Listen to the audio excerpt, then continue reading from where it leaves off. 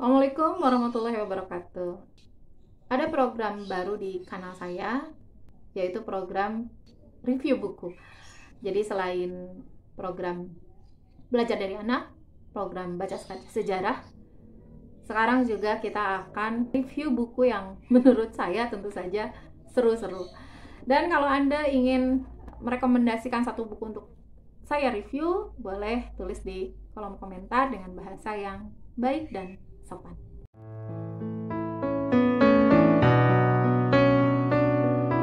Buku pertama yang ingin saya review adalah sebuah novel dari An Che-min atau An Che-min mungkin ya.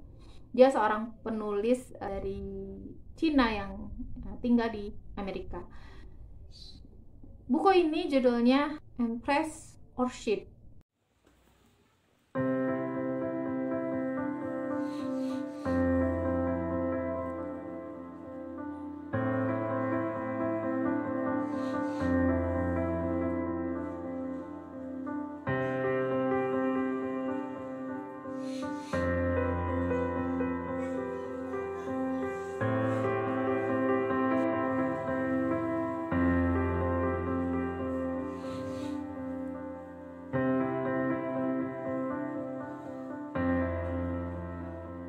Empress Orchid, drama cinta dan kekuasaan selir muda Kaisar Xianfeng.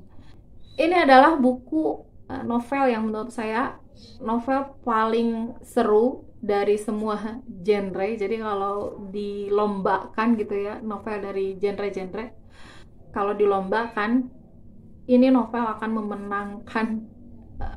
memenangkan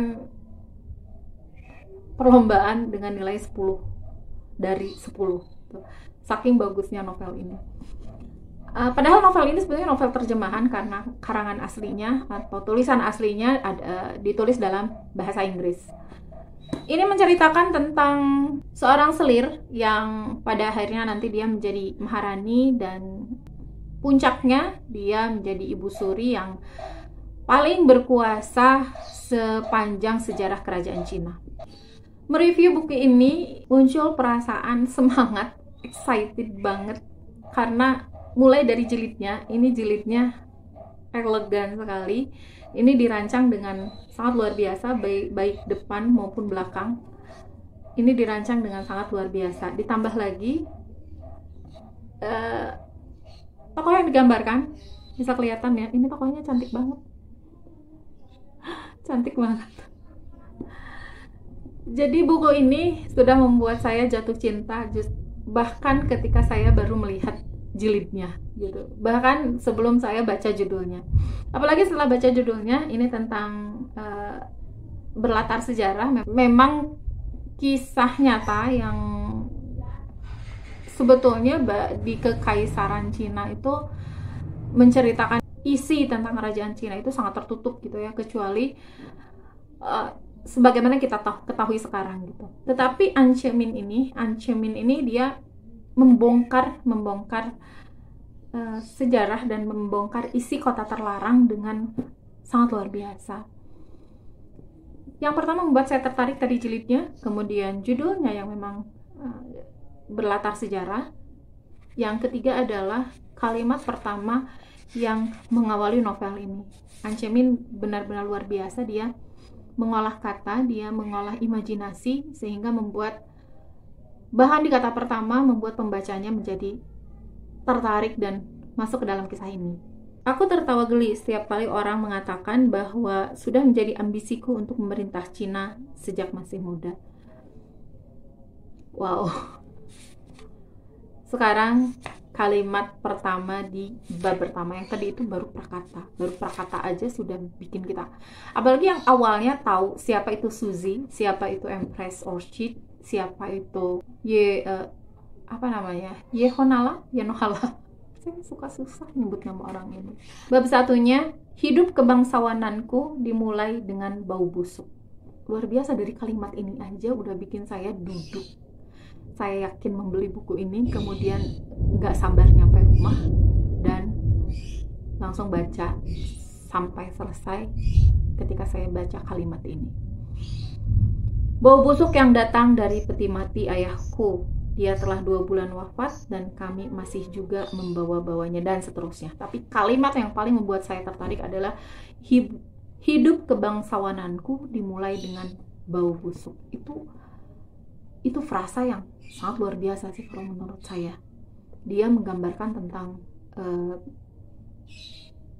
awal hidupnya, atau awal dari masa keemasannya, justru dia mulai dari sisi paling buruk dari dalam hidupnya gitu. Buku ini selain istimewa dari sisi segala macamnya, di bagian belakang juga ada seperti biasa ucapan dari dari biasanya kalau nggak orang penting, dari referensi surat kabar dan sebagainya. Di sini ada referensi dari Los Angeles Times. Kaya dalam detail dan latar belakang historis, novel ini memuaskan dahaga pembaca terhadap tekstur dan warna serta kemakmuran kota terlarang. Dan apa yang dikatakan oleh Los Angeles Times ini benar. Novel ini tebalnya segini, ini sekitar lebih kurang 3,5 cm. Di sini dari awal sampai akhir, An She-min ini benar-benar cerdas. Dia benar-benar pintar memainkan kata, dia pintar menyusun kata yang memberikan gambaran yang sangat detail tentang kota terlarang. Saya seperti melihat, membaca novel ini, saya seperti melihat kota terlarang dari dekat. Jadi bahkan menurut saya ini detail-detailnya itu lebih tergambar jelas di mata saya, seolah-olah saya memang sedang berkunjung ke kota terlarang, bahkan lebih detail daripada yang diperlihatkan oleh drama-drama film Cina atau drama dan film dari Cinanya sendiri yang berlatar belakang kota terlarang. Bahkan penggambaran psikologi dari para pemerannya ini benar-benar bisa saya rasakan secara utuh gitu. Saya pikir ini adalah sebuah mahakarya, sebuah karya yang sangat hebat, diterbitkan oleh penerbit Hikmah, dan saya tidak tahu ini diterbitkan berapa kali, dan saya tidak tahu ini masih terbit atau tidak karena saya membelinya sudah sangat lama, cetakan kelima Januari 2009. Kalau dilihat dari, dia kan terbit pertama kali nih, cetakan pertamanya itu Januari 2008 dan dicetak ulang kelima di Januari 2009. Itu berarti hanya berselang 1 tahun ini sudah masuk ke cetakan kelima. Saya rasa buku ini masih ada di pasaran, jadi kalau Anda yang terutama yang menyukai novel sejarah, Anda wajib baca buku ini. Dan kalau yang tidak menyukai novel, Anda tetap harus beli buku ini karena ini kaya dengan latar belakang sejarah. Jadi Anda belajar sejarah tanpa merasa diajari belajar sejarah gitu. Well, kalau bicara tentang novel ini banyak hal yang saya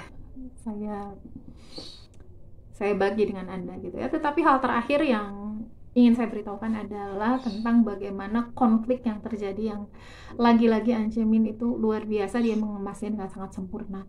Dia mengemas konflik batin maupun konflik politik dengan seolah memang nyata di hadapan kita gitu. Dan konfliknya konflik yang luar biasa pelik, luar biasa. Mungkin karena ini sejarah ya, artinya memang ada dan memang kejadian, sehingga nggak ada drama gitu. Suatu peristiwa terjadi itu berdasarkan rangkaian kisah dari sebelumnya. Kalau ini kisah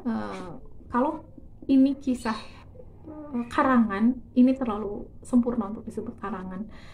Dan karena sejak awal kita tahu bahwa ini adalah kisah sejarah, ini menjadi sesuatu yang sangat wajar dan manusiawi. An She-min menceritakan konflik-konflik di dunia, di kota terlarang, bukan hanya konflik politik, bukan hanya konflik perebutan kekuasaan, tetapi juga dia menggambarkan bagaimana penderitaan para Qasim, bagaimana penderitaan para Dayang, kemudian bahkan bagaimana penderitaan para Selir, bagaimana mereka melakukan banyak hal, melakukan trik-trik untuk mencapai apa yang mereka inginkan, bahkan untuk bertahan hidup. Dan di sini juga kita melihat sisi manusiawi dari seorang kaisar besar, kaisar dari sebuah dinasti besar, kaisar yang dia menopang banyak beban. Kita melihat sisi manusiawinya. Di film-film, di drama-drama, kita selalu diperlihatkan tentang seorang kaisar yang kokoh, kaisar yang kuat. Dan justru di novel ini kita diperlihatkan sebuah kenyataan bahwa kaisar itu adalah seorang manusia yang dia terbebani dengan banyak hal, apalagi sebagai kaisar yang pada masa itu, yang dia kata-katanya itu dianggap sebagai kata-kata surga atau kata-kata, kalau menurut kita, kata-kata Tuhan gitu ya. Tetapi pada sisi lain juga ditekan, untuk dia seorang manusia tetapi ditekan dan dipaksa untuk mengeluarkan, atau untuk memerintah dipaksa untuk mengeluarkan kebijakan-kebijakan sebagaimana seorang dewa. Dan di sini muncul rasa kasihan kita terhadap Kaisar Xianfeng, meskipun tentu saja di dalam sejarah kita tahu bahwa dia kaisar yang tidak terlalu piawai, ya, tidak terlalu hebat sebagaimana leluhurnya. Kangxi membawa Kekaisaran Qing menjadi penguasa yang sangat luar biasa. Kaisar Xianfeng justru awal dari kehancuran dinasti Qing. Meskipun dia bukan kaisar terakhir, tapi paling tidak dia adalah kaisar terakhir yang berkuasa. Sisanya adalah kaisar-kaisar boneka, terutama Kaisar Puyi, kaisar terakhir di kota terlarang, yang dia diangkat menjadi kaisar ketika usianya masih di bawah 7 tahun. Baik, itu saja review buku untuk kali ini. Sekali lagi, ini buku yang luar biasa, dan saya membacanya ini, kalau dilihat dari dekat ini udah lecek banget, karena saya membacanya tidak cukup sekali ternyata. Saya membacanya beberapa kali, dan dari buku ini saya tahu bahwa buku referensi tidak harus selalu buku yang isinya buku-buku serius. Buku referensi juga bisa berasal dari novel. Wallahu a'lam bishawab. Assalamualaikum warahmatullahi wabarakatuh.